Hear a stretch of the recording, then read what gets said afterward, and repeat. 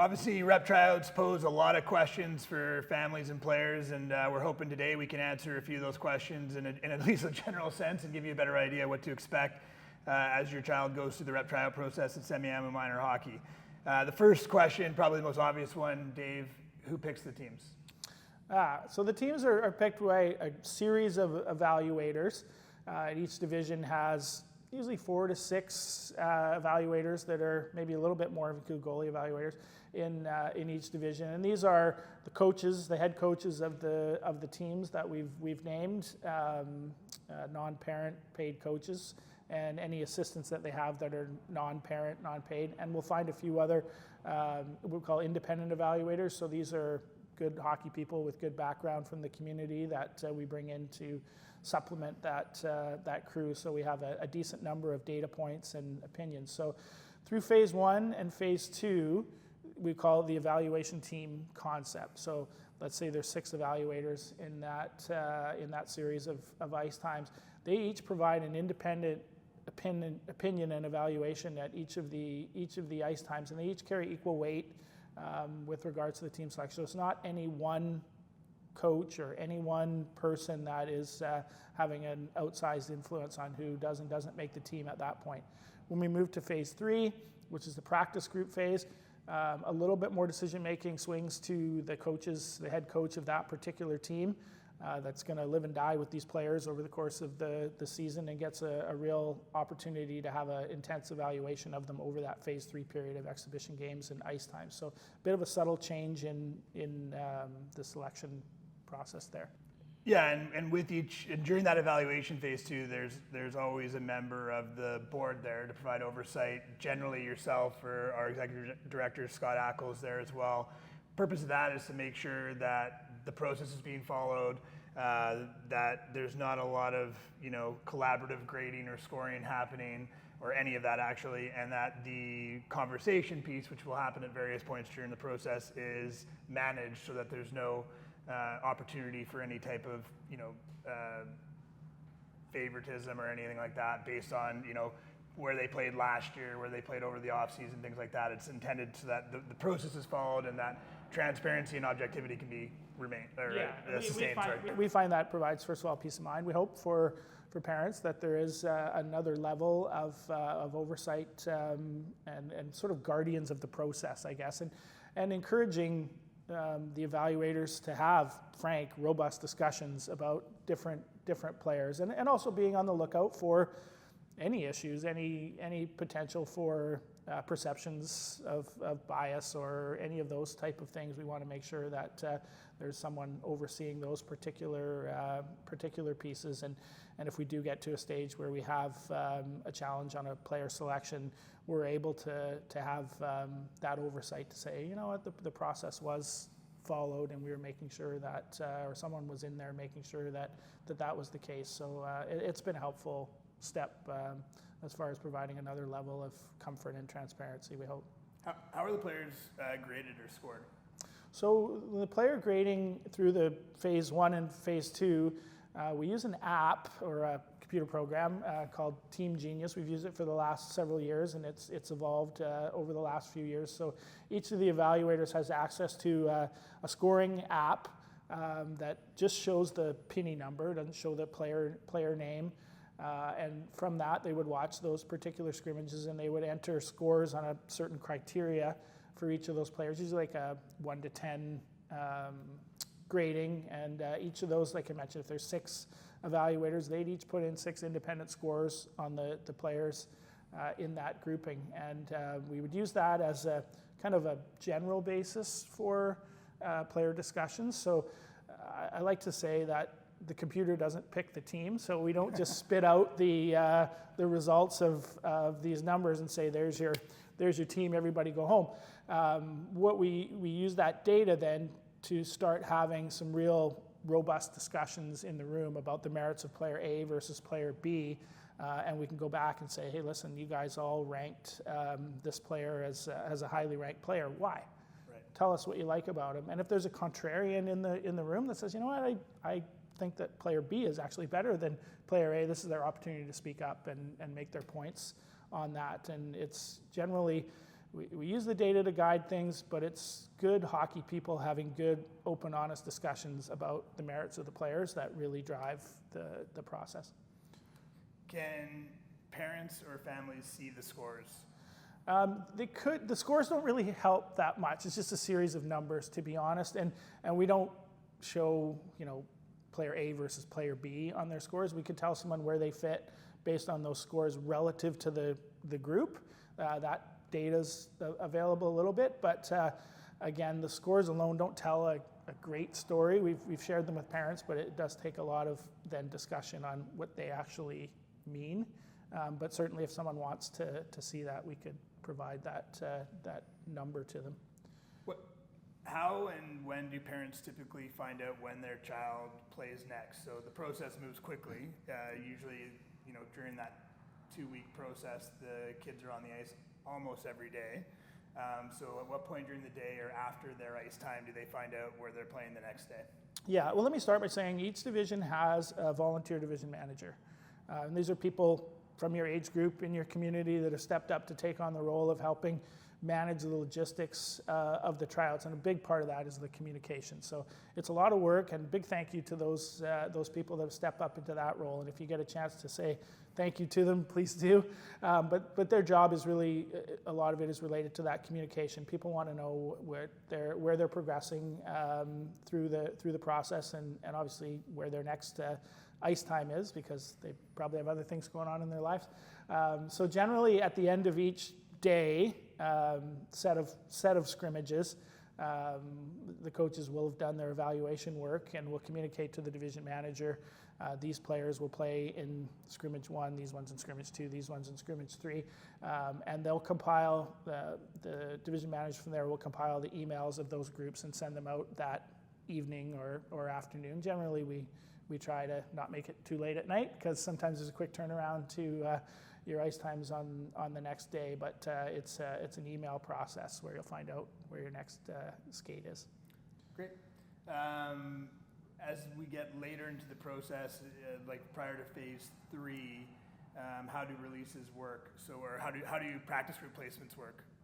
Yeah, so again, as you move through the matrix and the progression, you'll be able to see your pathway towards the different practice groups. And again, you'll receive an email from your division manager as we kind of get closer to the end, informing you've been selected to go to practice group 1, practice group 2, practice group 3 along the way there. We do at that point make some releases to the C division, depending on the number of players that are in the tryout. I mean, obviously we have more players trying out than we can have spots for in the rep process, so some players do need to be released back into the recreation division, and we try to make those releases in time for them to be able to join the recreation division before they kind of get started too far down in their process. So we'll make those handful of releases and communicate to people via email that they'll report to the C division and give them some information on what the next assignment would be for them in that particular area. And when we're in the practice group phase of phase 3, and now we're down to final releases, so whether that's A1 to A2, A2 to A3, and so forth and so on, and in some cases, A4 to the C division, how do those releases occur? So those ones are a little bit different. The coaches will have much more of a relationship with that player over the course of that time frame. They'll have an ability to really sit down with them and let them know their strengths and weaknesses and those type of things. So this is an in-person meeting where the coaches would sit down with the players and potentially a parent to join in as well, and give them some feedback on their performance through the entire tryout process, in particular into that third phase, and some rationale of why they'd be better suited developing at the next level of team. And we'd expect that coach also to talk to the coach of the other team, again, for continuity of development, to say, this particular player would benefit from working on A, B, C, and D as far as skills go.